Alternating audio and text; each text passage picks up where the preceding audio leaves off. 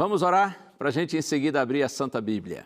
Pai querido, eu te peço por tua graça, Senhor, ilumina-me e todos que estão em oração comigo, para que tua palavra seja luz para os nossos caminhos, Senhor.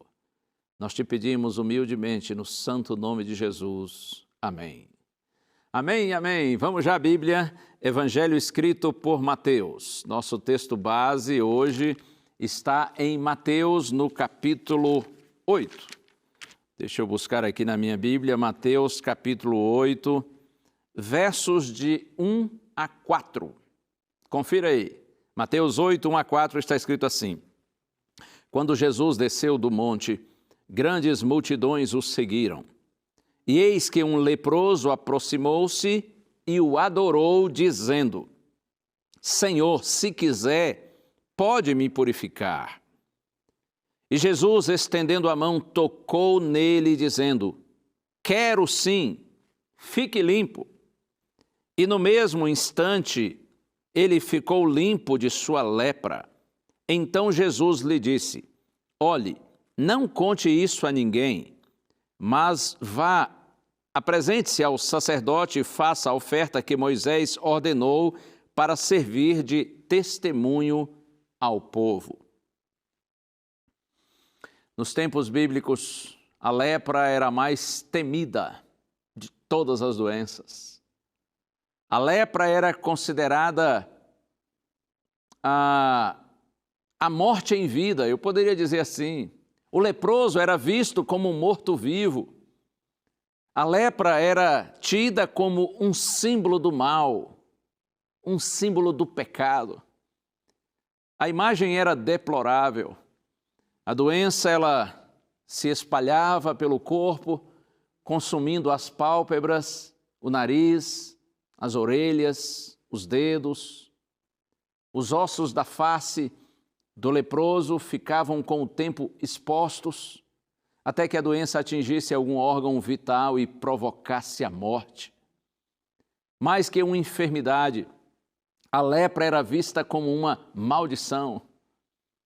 O termo deriva de uma palavra que significa golpear, açoitar, castigar.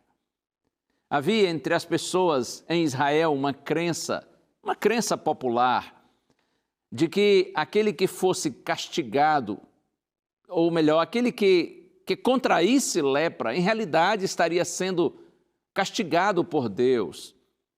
Eles diziam que a lepra era o açoite ou o dedo de Deus, por conta do caráter incurável, contagioso e o efeito terrível dessa enfermidade. Quando a gente vai ao livro de Levítico, e se você quiser acompanhar aí no próprio texto, no seu texto bíblico, livro de Levítico no Antigo Testamento, capítulos 13 e 14, a gente vê aqui algumas leis relativas a este assunto da enfermidade da lepra.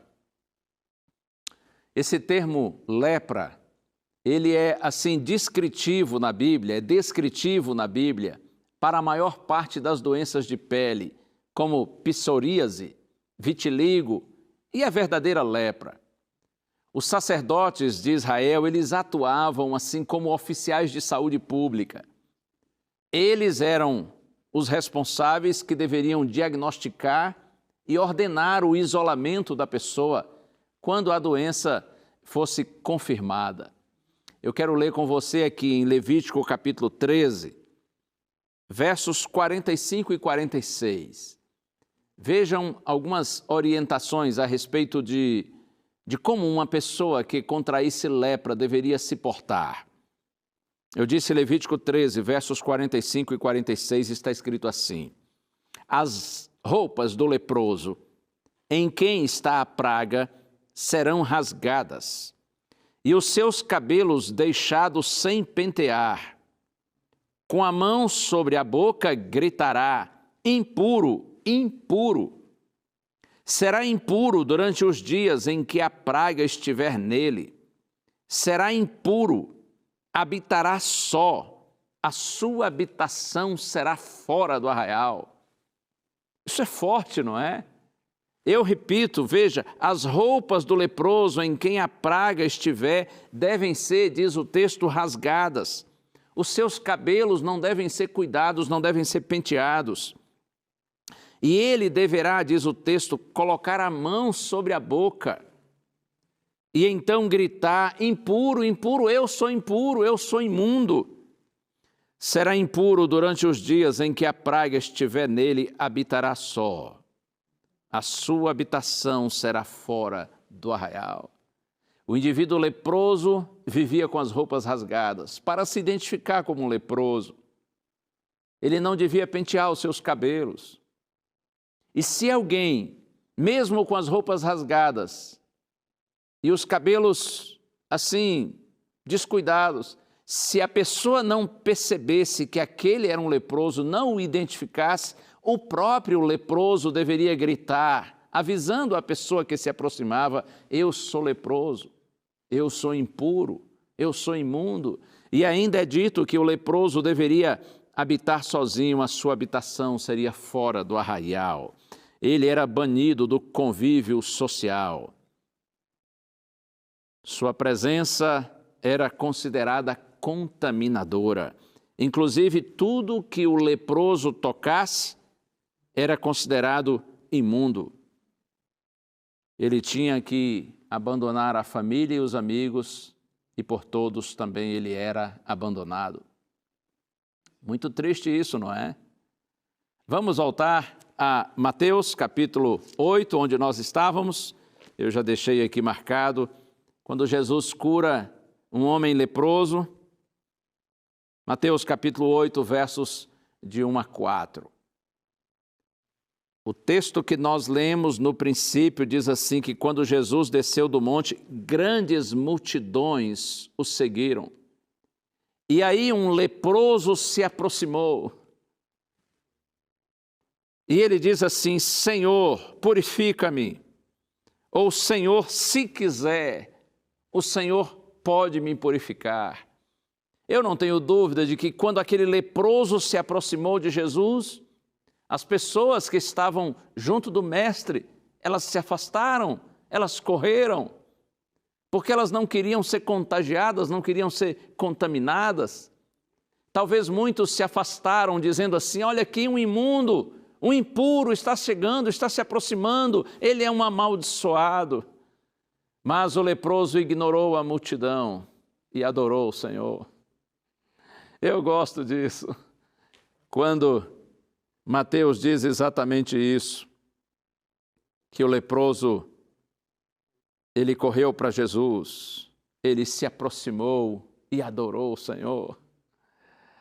Apesar dos gritos da multidão, apesar das pessoas se afastarem dele com receio, com medo, com temor, mas o leproso prosseguiu em seu objetivo.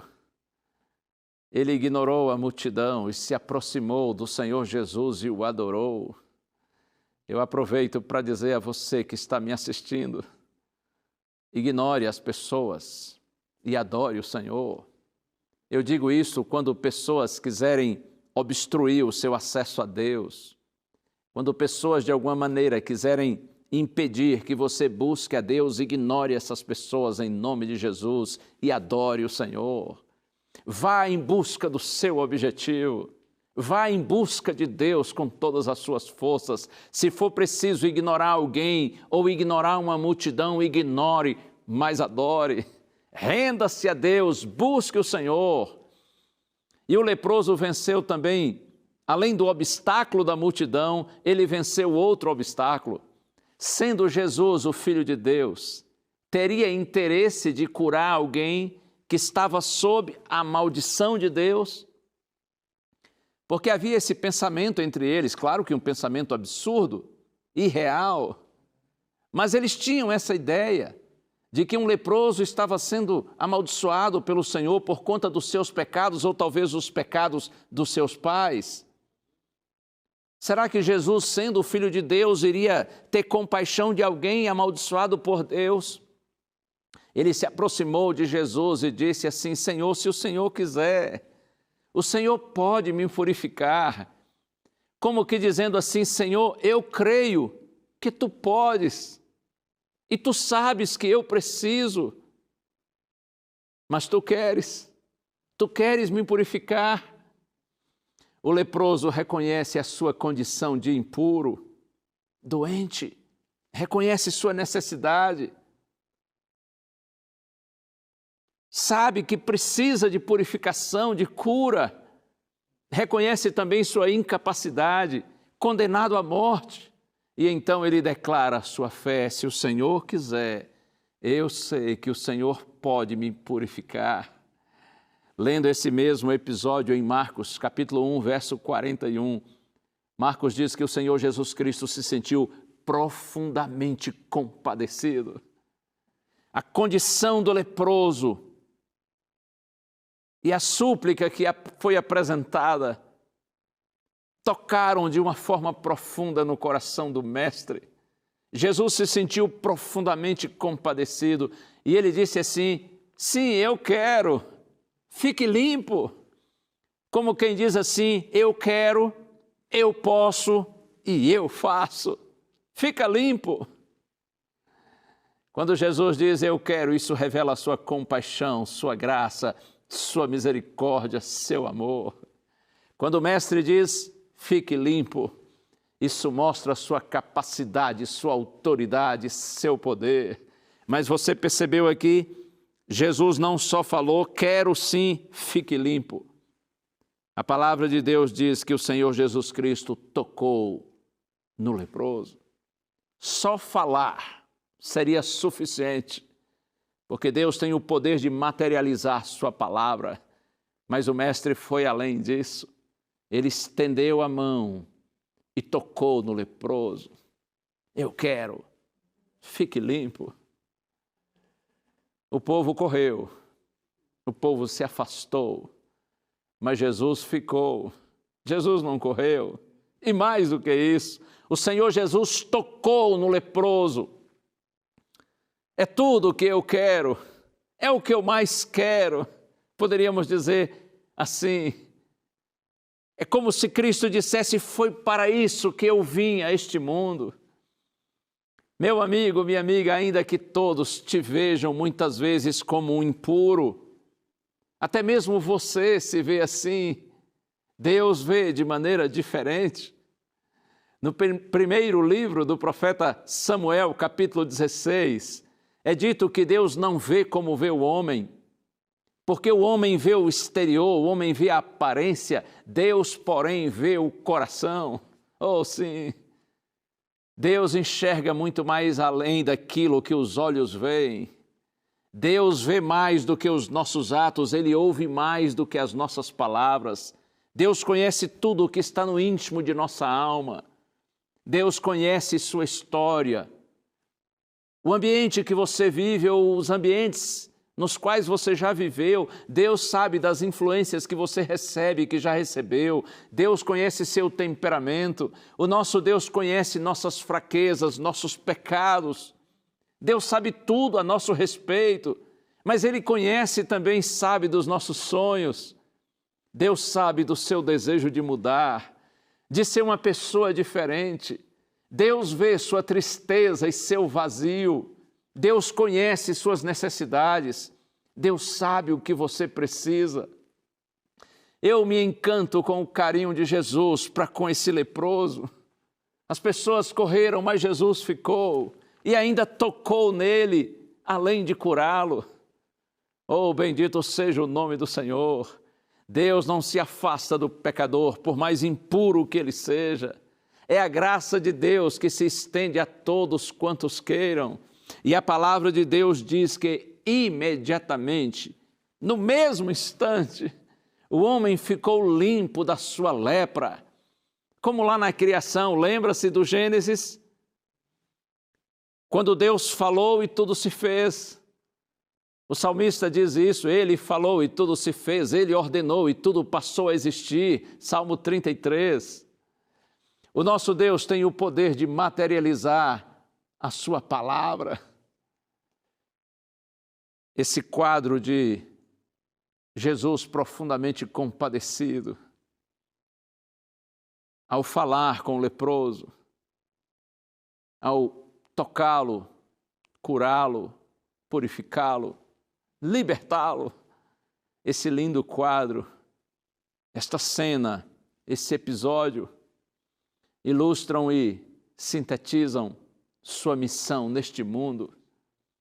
Os sãos não precisam de médicos, disse Jesus, e sim os doentes. O Filho do Homem, ele disse em outro momento, veio para buscar e salvar o perdido.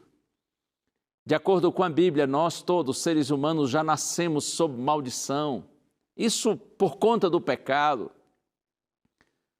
O pecado é uma lepra moral que nos separa de Deus e nos leva à morte eterna. Todos nós, filhos de Adão e Eva, já nascemos com essa triste condição, contaminados pela lepra moral do pecado que nos separa do Criador e nos condena à morte eterna. Eu tenho, por exemplo, aqui na minha Bíblia as palavras de Isaías. O profeta Isaías estava se referindo à condição espiritual do seu povo nos seus dias, e Isaías já começa o seu livro dizendo exatamente isso. Eu busco aqui profeta Isaías no capítulo 1, Isaías capítulo 1, versos 5 e 6. Olha o que Isaías fala a respeito da condição espiritual do povo de Deus que vivia em seus dias lá na cidade de Jerusalém. Porque vocês insistem em ser castigados, porque continuam em rebeldia, toda a cabeça está doente, todo o coração está enfermo. Desde a planta do pé até o alto da cabeça não há nada são, a não ser feridas, contusões e chagas abertas, umas e outras, que não foram limpas, nem atadas, nem tratadas com azeite. O profeta usa essas expressões para mostrar como o povo de Deus, nos seus dias, estava distante do Senhor e completamente contaminado pelo pecado. E já no final do seu livro, Isaías volta a insistir nesse ponto e diz assim, olha, a mão de Deus não está encolhida para que não possa salvar, nem os ouvidos do Senhor estão surdos para que não possam ouvir. É Isaías, capítulo 59, verso 1, agora verso 2. Mas as iniquidades de vocês fazem separação entre vocês e o seu Deus, e os pecados que vocês cometem o levam a esconder o seu rosto de vocês, para não ouvir os seus pedidos. Isaías está dizendo assim, Deus não está indiferente à nossa condição, mas os nossos pecados é que estão nos afastando, nos separando de Deus. Eles são como uma parede que se levanta e faz divisão, e deixa Deus de um lado e a gente do outro. A mão de Deus não está encolhida, seus ouvidos não estão surdos, mas os nossos pecados fazem separação, diz Isaías, entre nós e o nosso Deus. Voltando a pensar na situação do leproso, quem tocava num leproso ficava impuro, mas Jesus tocou nele e não se contaminou, pelo contrário, Jesus o purificou. Pensando agora no sentido espiritual, da mesma forma, o Senhor Jesus veio a este mundo de pecado, conviveu com pecadores, mas ele não pecou. Em momento nenhum, nosso mestre condescendeu com o pecado. Na carta aos Hebreus, capítulo 4, verso 15, está dito que ele foi tentado em todas as coisas, a nossa semelhança, mas sem pecado. E eu leio aqui na primeira carta de Pedro, capítulo 2, no verso 22, Pedro diz assim, ele não cometeu pecado, nem foi encontrado engano em sua boca. Oh, bendito Cristo, apesar de ter sido tentado em todas as coisas do mesmo jeito que você e eu, o Senhor Jesus não condescendeu com o pecado, na sua boca não se achou engano. Jesus teve uma vida completamente pura, isenta do mal, por isso ele é o nosso bendito Salvador. O que a gente pode fazer para que nós sejamos abençoados pela vida santa do Senhor Jesus Cristo? O que podemos fazer para que o sacrifício de Cristo na cruz por nós seja efetivo para o nosso perdão, nossa purificação e nossa salvação eterna. Façamos como fez aquele leproso, corramos na direção de Cristo, superemos os obstáculos que porventura surgirem em nosso caminho. Como eu disse, ignore, se preciso for, a multidão e adore o Senhor. A nossa necessidade a nossa impureza, deve ser confessada diante do Senhor. Na primeira carta de João, capítulo 1, verso 9, João diz assim: se confessarmos os nossos pecados, Ele é fiel e justo para nos perdoar os pecados e nos purificar de toda injustiça. Quer mais? Provérbios 28, 13, o que encobre as suas transgressões jamais prosperará, mas o que as confessa e deixa alcançará misericórdia. Amigo, amiga, creia, Deus quer, Deus pode e Deus fará o milagre da cura, do perdão e da transformação. Foi Jesus também quem disse: o que vem a mim, jamais o lançarei fora. E está escrito: agindo Deus, quem impedirá? O Senhor vai lhe perdoar e vai lhe purificar. O Senhor vai lhe dar uma nova vida. Há alguns anos, ouvindo o pastor Alejandro Bulhon, talvez você já tenha tido a oportunidade de conhecer o pastor Bulhon e ouvir suas mensagens. Um grande homem de Deus, um grande evangelista. Já está aposentado, mas segue pregando o evangelho. E uma vez, já há vários anos, eu ouvi o pastor Bulhon contar uma história que ficou na minha cabeça. Ele disse que certa vez foi pregar num colégio adventista no estado da Carolina do Norte, nos Estados Unidos. E ouviu uma garota cantar, e ele achou aquela música muito linda, uma voz maravilhosa. E depois o pastor Bulhon teve a oportunidade de conversar com aquela garota que estudava ali naquele colégio. E ela contou para o pastor Bulhon a sua história, a história dela. Quando eles conversavam, a princípio ele disse assim: você tem uma linda voz, canta desde pequenininha, desde criança, você já nasceu num lar cristão, num lar adventista. E a garota disse: não, pastor, eu não nasci num lar adventista, num lar cristão. Mas é verdade que eu canto desde pequenininha. E eu cresci com o sonho de me tornar uma cantora, ela disse, uma cantora muito famosa. E aí, na minha adolescência, eu alimentei esse sonho, mas eu morava num lugarzinho simples, pobre, no interior, com os meus pais, uma família bem pobre, de poucos recursos.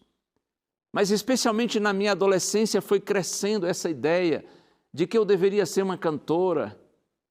E eu pensava, eu serei uma cantora famosa, conhecida, muito rica, até que finalmente ela disse ao pastor Bulhon, um dia ela fugiu de casa, deixou um bilhete para os pais, e no bilhete ela dizia assim: me perdoem, mas se eu ficar aqui eu nunca vou realizar meu sonho, então eu estou indo embora, mas vocês ainda vão se orgulhar muito de mim. Vocês verão a minha foto em revistas, porque eu vou cantar nos grandes palcos de Nova York, do mundo. Eu serei rica, serei famosa e ainda vou ajudar vocês. Mas me perdoem, só que para realizar meu sonho, eu tenho que ir embora. Deixou esse bilhete e foi embora de casa, fugiu, foi para Nova York. Chegando a Nova York, não demorou, ela conheceu um rapaz e falou do seu sonho para ele. E esse moço lhe disse assim: olha, eu conheço alguém que pode lhe ajudar. Pode fazer com que você grave seu disco e realize seu sonho. Mas para isso você vai ter que sair com ele. E ela pensou, bom, se esse é o preço, eu vou. E ela saiu com esse moço, e depois com outro, e com um terceiro. E não demorou muito, ela percebeu que ninguém queria realmente ajudá-la, porém apenas explorá-la. Essa garota conseguiu um emprego numa lanchonete, num restaurante de fast food, como garçonete. Passou a trabalhar ali, mas o salário que ganhava, que recebia, não dava nem direito para cobrir suas despesas, como poderia realizar um sonho e tornar-se uma cantora famosa. Trabalhou naquela lanchonete 2 anos. Um dia, um cliente lhe deu uma gorjeta de $100 e ele disse assim: eu tenho muito mais para lhe dar. E aí ela descobriu que poderia ganhar muito dinheiro se prostituindo. Entrou pelo caminho da prostituição, ganhando $100, $150. Cada programa que fazia, começou a juntar dinheiro, mas juntamente com o dinheiro e com a prostituição veio a bebida alcoólica, o cigarro, e ela foi se perdendo nesse mundo terrível, alucinante. E o tempo passou, estava viciada, fracassada, sem recurso algum, vendendo o corpo agora por $10. E numa das noites, numa madrugada fria, quando estava com fome, alguém lhe deu um folhetinho, desses folhetinhos que as igrejas fazem de convite. Ela pegou o folheto, colocou na bolsa e depois foi procurar um hotel, assim, um quarto barato que ela poderia alugar para passar a noite. Aí quando foi lá para as 3 horas da tarde, ao abrir a bolsa para pegar um pente, ela viu o folheto. E ela leu as palavras iniciais com letras bem grandes. Estava escrito assim: se você chegou ao fim do seu caminho, se você sente que sua vida não tem mais sentido, se você perdeu sua esperança, se você se sente arruinada, fracassada, uma pessoa vencida, então a gente tem um convite para você. Venha a esse endereço hoje à noite e você vai ver que ainda há esperança para você. Você vai ver que ainda há solução para o seu problema. Ela leu a mensagem do folheto e decidiu realmente à noite ir à igreja, que ficava próxima ao hotel onde ela estava hospedada. Chegando à igreja, ouviu as músicas, ouviu a pregação, Deus tocou o coração dela. E no final, quando o pastor fez um convite para quem quisesse se entregar a Jesus, buscar o perdão e uma nova vida, a garota foi à frente, se entregou. Quando terminou o culto, ela pediu para falar com o pastor. Um tempinho depois, o pastor veio e ela contou toda a sua história, desde a sua infância até aquele momento que estava vivendo. E o pastor disse assim: você quer mesmo ter uma nova vida? Quero, pastor. Você crê que Deus pode perdoar você e transformar você? Sim, pastor, eu creio e eu preciso. E o pastor disse: espera só um pouquinho. E ele foi lá e trouxe a esposa e disse assim: nós queremos orar com você. E os 3 se ajoelharam. O pastor colocou a mão sobre a cabeça dela e fez uma linda oração. Depois, quando os 3 se levantaram, o pastor disse assim para ela: parabéns. Você agora é uma nova pessoa, você é uma nova criatura, você agora nasceu no reino de Deus, os seus pecados estão perdoados e Deus vai lhe dar uma vida nova. Então a esposa do pastor olhou para ela e disse assim: a gente tem um convite para lhe fazer. Você quer vir morar conosco? Você quer vir morar em nossa casa? E ela disse: mas como assim? Vocês estão brincando comigo? A esposa do pastor disse: não, é verdade. Nós perdemos uma filha com a sua idade.